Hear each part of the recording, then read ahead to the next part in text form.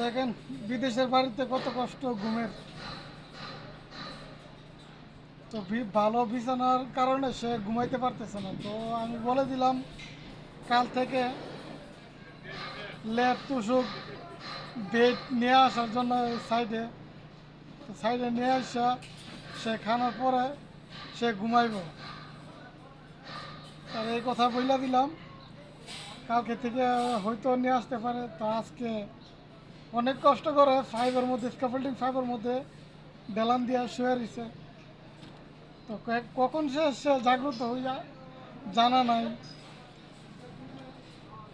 তো কাজ ধরতে ধরতে হয়তো 2টা 2:30 বাজে যেতে পারে।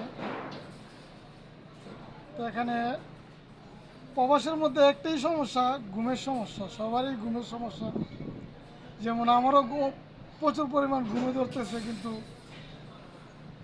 কাজ আছে, কাজের কারণে ঘুমাতে পারি নাই এবং পারতেছি না, ঘুমাইতে পারতেছি না আর কি।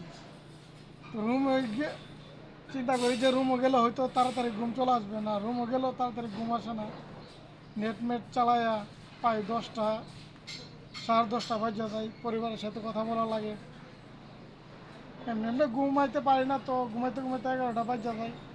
আবার ভোর 4টার দিকে আসা লাগে ডিউটিতে।